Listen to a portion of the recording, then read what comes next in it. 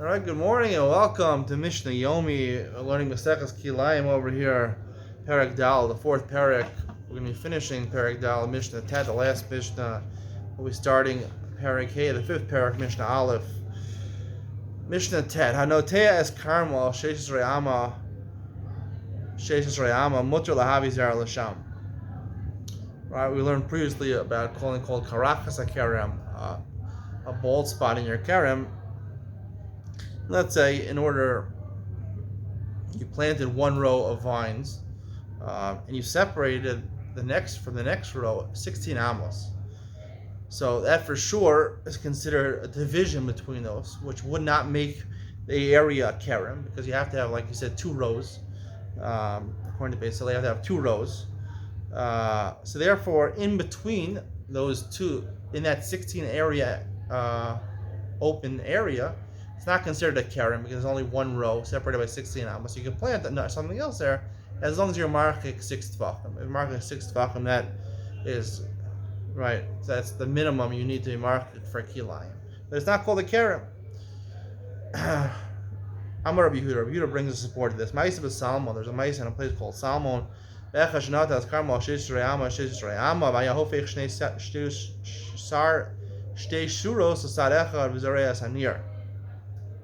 What he would do was, again, he would have one line of vines and 16 amos in the next vine. So every year he would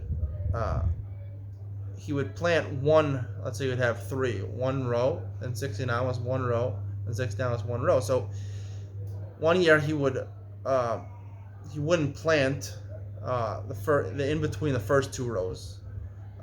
And what he would do is he would face, because vines lean over, so he'd face the vines leaning over in this open area from both sides. They'd be leaning over Masachik, they'd be hovering over the open area. And again, the second open space from the second and third vines, that's what he would plant. And I guess the third vine, he would Masachik, he would push it to hover over an empty area. And the next year, right, because they didn't want to plant, you don't plant the same land 2 years in a row. So therefore the next year, he had the same vines, but he flipped the branches to the other way. So therefore he'll have 16 amos of open space planted without any vines overhanging it, because that would be a problem with the Rabbanan. It would look like Klaya Kerem. And the Chum were asked about, and they matted. They say technically you don't need 16 amos. Karachas HaKerem is only where you had a full kerem and you got a bald spot. Now it's desolate in the middle of it. But if you just originally plant the kerem one row and then space it with 8 amos, that's not a kerem.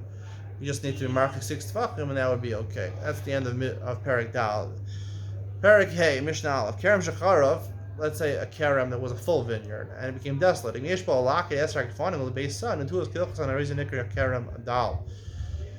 If there's only 10 vines left in a space of a Beit Sa, you need at least 10 vines, and a Beit Sa is a very big area. They're planted Kehilchasan, meaning they're at least 2 rows next to each other, within 16 tvachim of each other. And again, it has to be 2 rows of at least 3 each, or 2 rows of 2 and 1 yotzei zanav, one like a tail, like Beis Hillel allowed. Harei nikra kerem dal. It's a poor kerem, but it's still considered a kerem because it has the requisite amount of vines. Kerem shunatua irvuvia. Let's say the kerem, again, it's missing a lot of vines, they dried up or whatever, and the ones that are around are all mixed all around. If there's a way you go by the roots, where the roots come out of the ground from. So if you take a ruler and you're able to measure a straight line between the roots to have, again, either 2 rows of 3 or 2 rows of 2 and 1 yotzei zanav, so then it would be a kerem. If not, it's not a kerem. Meir is more machmer, I guess. You would say that as long as it looks like a kerem, even though it doesn't have exactly 2 rows of 3 or 2 rows of 2 with a tail, it looks like a kerem, it's already considered a kerem. We don't paskin like Rav Meir. It has to actually have 2 rows of 3 or yotzei zanav, 2 rows of 2. See you tomorrow.